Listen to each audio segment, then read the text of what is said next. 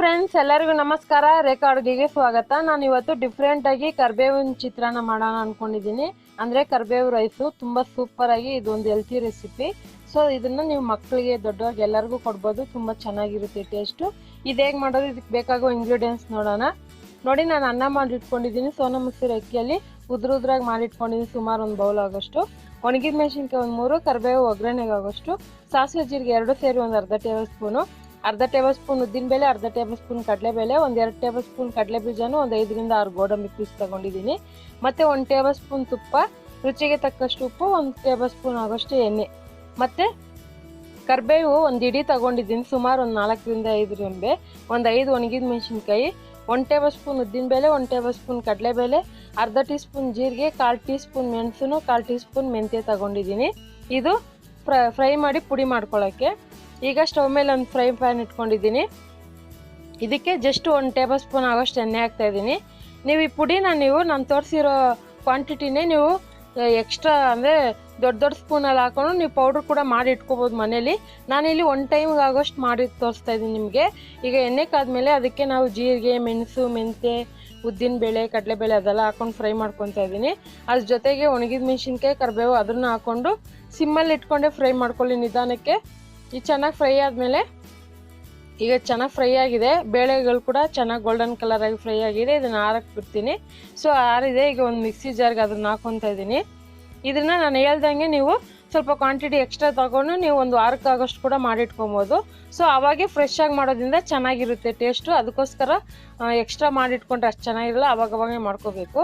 ಇದನ್ನು ಪೌಡ್ರ್ ಮಾಡ್ಕೊಂಡಿದ್ದೀನಿ. ನೋಡಿ, ಇದನ್ನ ತುಂಬ ತರ್ತರಿಯಾಗಿ ಮಾಡೋಕ್ಕೆ ಹೋಗ್ಬೇಡ್ರಿ, ಫುಲ್ಲು ಪೌಡ್ರಾಗಿ ಮಾಡಿ, ಚೆನ್ನಾಗಿರುತ್ತೆ. ನೋಡಿ, ಈಗ ಒಳ್ಳೆ ಕಲರ್ ಕೂಡ ಬಂದಿದೆ. ಮತ್ತು ಖಾರಕ್ಕಿಲ್ಲಿ ನಾವು ಒಣಗಿದ ಮೆಣಸಿನ್ಕಾಯಿ ಯೂಸ್ ಮಾಡಿದ್ದೀರಲ್ವ, ಸೊ ಒಗ್ಗರಣೆಗೆ ಅಷ್ಟೊಂದೇನು ಖಾರ ಬೇಕಾಗಿರಲ್ಲ. ಈಗ ಅದೇ ಫ್ರೈ ಮೇಲೆ ನಾನು ಒಂದು ಟೇಬಲ್ ಸ್ಪೂನ್ ತುಪ್ಪ ಹಾಕ್ಕೊಂಡಿದ್ದೀನಿ, 1 ಟೇಬಲ್ ಸ್ಪೂನ್ ಎಣ್ಣೆ ಹಾಕ್ಕೊಂಡಿದ್ದೀನಿ. ಇದೊಂದು ಸ್ವಲ್ಪ ನೀವು ಎಣ್ಣೆ ಕೂಡ ಹಾಕ್ಕೋಬೋದು, ಇಲ್ಲ ತುಪ್ಪದಲ್ಲಿ ಕೂಡ ಇನ್ನೊಂದು ಸ್ವಲ್ಪ ಹಾಕ್ಕೊಂಡು ಮಾಡ್ಕೋಬೋದು. ಸೊ ಈಗ ಕಾದ್ಮೇಲೆ ಇದಕ್ಕೆ ಸಾಸಿವೆ ಜೀರಿಗೆ ಹಾಕ್ತಾಯಿದ್ದೀನಿ. ತುಂಬ ಸಿಂಪಲ್ಲು, ಬೇಗನೆ ಆಗೋಗುತ್ತೆ. ಮತ್ತು ಉದ್ದಿನಬೇಳೆ, ಕಡಲೆಬೇಳೆನೂ ಹಾಕ್ಕೊಂಡು ಇದನ್ನು ಹುರ್ಕೊತಾ ಇದ್ದೀನಿ. ಮತ್ತು ನಾನು ಒಂದು 2 ಡೇಸಿಂದ ಕಮೆಂಟ್ ರಿಪ್ಲೈ ಮಾಡಿಲ್ಲ. ಸೊ ಬೇಜಾರು ಮಾಡ್ಕೋಬೇಡಿ, ಯಾಕಂದರೆ ನಾನು ಊರಿಗೆ ಹೋಗಿದ್ದೆ, ಅಲ್ಲಿ ಊರಲ್ಲಿ ಅಷ್ಟೊಂದು ನೆಟ್ವರ್ಕ್ ಸಿಗಲ್ಲ. ಸೊ ಅದಕ್ಕೋಸ್ಕರ ನಾನು ಕಮೆಂಟ್ ರಿಪ್ಲೈ ಮಾಡಿಲ್ಲ. ಮತ್ತು ತುಂಬ ಜನ ಒಳ್ಳೆ ಕಮೆಂಟ್ಸು ಕಳಿಸಿದ್ದೀರಾ, ಒಳ್ಳೆ ರಿಕ್ವೆಸ್ಟ್ಗಳು ಕಳಿಸಿದ್ದೀರಾ. ನಿಮ್ಮ ಸಜೆಷನ್ಗೆ ನಾನು ತುಂಬ ಯೂಸ್ಫುಲ್ ಆಗುತ್ತೆ. ಸೊ ಅದಕ್ಕೋಸ್ಕರ ನೀವೇನು ಬೇಜಾರು ಮಾಡ್ಕೋಬೇಡಿ, ನೀವು ಕೇಳೋಂಥ ರೆಸಿಪಿನೂ ಅಪ್ಲೋಡ್ ಮಾಡ್ತಾಯಿರ್ತೀನಿ. ನೋಡಿ, ಕಡಲೆ ಬೀಜ, ಗೋಡಂಬಿ ಎಲ್ಲ ಚೆನ್ನಾಗಿ ಫ್ರೈ ಆಗಿದೆ. ಮತ್ತು ಖಾರಕ್ಕೆ ನಾವು ಒಣಗಿದ ಮೆಣಸಿನ್ಕಾಯಿನೂ ಒಗ್ಗರಣೆ ಹಾಕ್ಕೊಂಡಿದ್ದೀರಿ. ಅದೆಲ್ಲ ಫ್ರೈ ಆದಮೇಲೆ ಈಗ ಅನ್ನ ಹಾಕ್ಕೊತಾ ಇದ್ದೀನಿ. ಅನ್ನ ಕ್ವಾಂಟಿಟಿ ನೋಡಿ ಹಾಕ್ಕೊಳ್ಳಿ. ಸೊ ಅನ್ನ ಹಾಕಿದ್ಮೇಲೆ ಈಗ ಕರಿಬೇವಿನ ಪುಡಿ ಹಾಕ್ಕೊತಾ ಇದ್ದೀನಿ. ಕರಿಬೇವಿನ ಪುಡಿ ನೀವು ಜಾಸ್ತಿ ಕೂಡ ಹಾಕ್ಕೋಬೋದು. ಮತ್ತು ರುಚಿಗೆ ತಕ್ಕಷ್ಟು ಉಪ್ಪು ಹಾಕ್ಕೊಳ್ಳಿ. ಸೊ ಅನ್ನಕ್ಕೂ ಉಪ್ಪು ಹಾಕಿ ಬೇಯಿಸ್ಕೊಂಡಿರ್ತೀವಿ ನಾವು ಅಲ್ವಾ, ಅದಕ್ಕೋಸ್ಕರ ಸೊ ನೋಡಿಕೊಂಡು ಹಾಕ್ಕೊಳ್ಳಿ.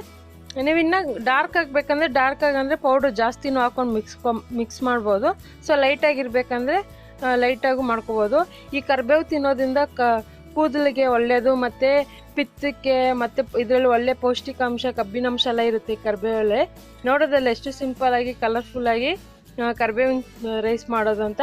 ನೀವು ಈ ರೈಸ್ಗೆ ನಿಂಬೆಹಣ್ಣು ಕೂಡ ಹಾಕ್ಕೊಂಡು ಮಾಡ್ಕೋಬೋದು, ತುಂಬ ಚೆನ್ನಾಗಿರುತ್ತೆ. ಚಟ್ನಿ ಜೊತೆಗೆಲ್ಲ ಸೂಪರಾಗಿರುತ್ತೆ. ಹಾಗಾದರೆ ರೆಸಿಪಿ ನಿಮ್ಗೆ ಇಷ್ಟ ಆಗಿದೆ ಅಂದ್ಕೊತೀನಿ. ಇಷ್ಟ ಆಗಿದ್ರೆ ಇವತ್ತೇ ಟ್ರೈ ಮಾಡಿ ಹೇಗಿದೆ ಅಂತ ಕಮೆಂಟ್ ಮಾಡಿ. ಮತ್ತಷ್ಟು ಈಸಿ ರೆಸಿಪಿಗೋಸ್ಕರ ರೇಖಾ ಅಡುಗೆ ಚಾನಲ್ನ ಸಬ್ಸ್ಕ್ರೈಬ್ ಮಾಡಿ, ಶೇರ್ ಮಾಡಿ, ಲೈಕ್ ಮಾಡಿ. ಈ ವಿಡಿಯೋ ನೋಡಿದ್ದಕ್ಕಾಗಿ ಎಲ್ಲರಿಗೂ ಧನ್ಯವಾದಗಳು.